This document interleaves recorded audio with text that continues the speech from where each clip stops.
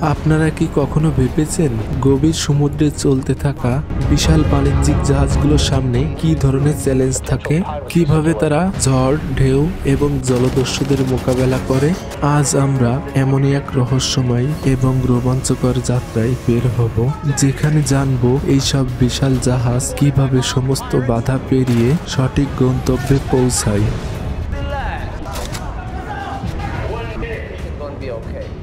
Look at me. Look at me. I'm the captain now. তো স্বাগতম আপনাকে অজানাই। জাহাজ পরিচালনায় ক্যাপ্টেন ও ক্রুদের বিভিন্ন চ্যালেঞ্জ ও সমস্যার সম্মুখীন হতে হয়। যেমন জাহাজে জলদস্যুরা আক্রমণ করলে ক্রু এবং কর্মকর্তারা কয়েকটি গুরুত্বপূর্ণ পদক্ষেপ গ্রহণ করেন। এই পদক্ষেপগুলো তাদের নিজেদের নিরাপত্তা নিশ্চিত করতে সহায়তা করে। প্রথম, সতর্ক। জলদস্যুরা আক্রমণের আগে সাধারণত সন্দেহজনক নৌকা বা যানবাহন দেখা যায়। তখনই তারা প্রথম সতর্ক সংকেত দেন এবং সকলকে সতর্ক করেন। SOS সংকেত পাঠানো। জলদস্যু আক্রমণের সম্ভাবনা থাকলে জাহাজ থেকে দ্রুত SOS সংকেত পাঠানো হয়, যাতে নিকটস্থ কোস্টগার্ড বা নৌবাহিনী সাহায্য করতে পারে। আত্মরক্ষা পরিকল্পনা। জাহাজে একটি নির্দিষ্ট আত্মরক্ষা পরিকল্পনা থাকে। এতে ক্রু সদস্যরা তাদের নির্দিষ্ট স্থানে চলে যান এবং আক্রমণ প্রতিহত করার জন্য প্রস্তুতি নেন। Passive defence system.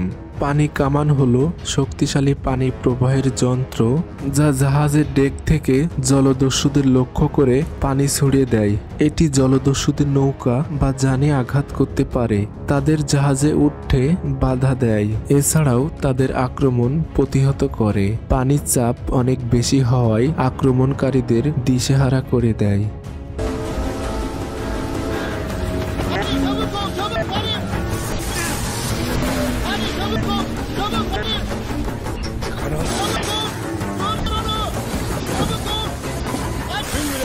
Makinede ailesine, tüm mürettebat makinede ailesine.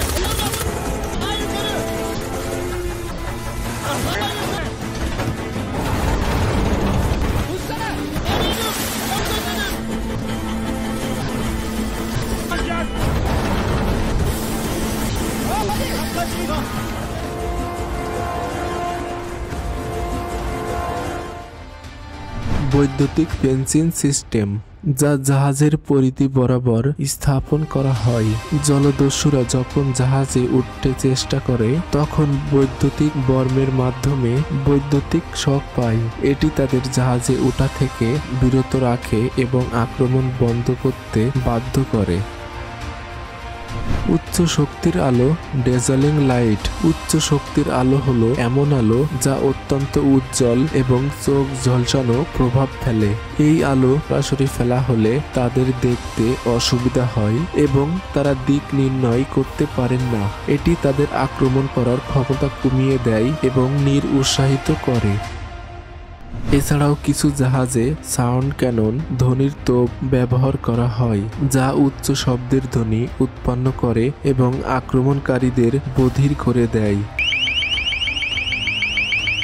এই সমস্ত নিরাপত্তা ব্যবস্থা গ্রহণের পরেও যদি জলদস্যুদের আটকানো না যায়, তবে সর্বশেষ উপায় হিসেবে জাহাজে বড় ক্যারিবারের বন্দুক, মেশিন গান, রাইফেল এবং অ্যান্টি এয়ারক্রাফট অস্ত্র ব্যবহার করা হয়।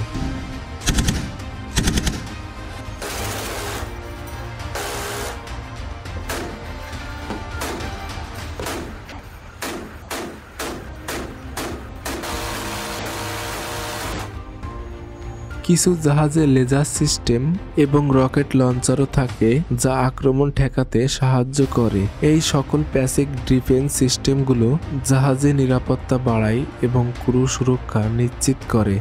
নাবিকদের শারীরিক ও মানসিক স্বাস্থ্য। দীর্ঘ সমুদ্রে যাত্রায় নাবিকদের শারীরিক ও মানসিক স্বাস্থ্য, সঠিক বিশ্রামের ব্যবস্থা, বিনোদনের সুযোগ ও মানসিক স্বাস্থ্য সেবা প্রদান।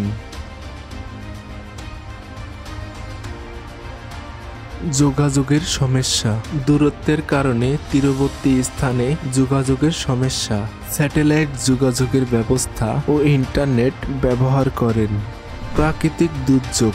সমুদ্রের বুকে জাহাজ চলাচলের ক্ষেত্রে ঝড়, ঢেউ এবং ঘূর্ণিঝড়ের মতো প্রাকৃতিক দুর্যোগ বড় চ্যালেঞ্জ সৃষ্টি করে। এই ধরনের পরিস্থিতি মোকাবেলা করতে আধুনিক আবহাওয়া পূর্বাভাস ব্যবস্থা এবং রাডারের ব্যবহার অত্যন্ত গুরুত্বপূর্ণ ভূমিকা পালন করে।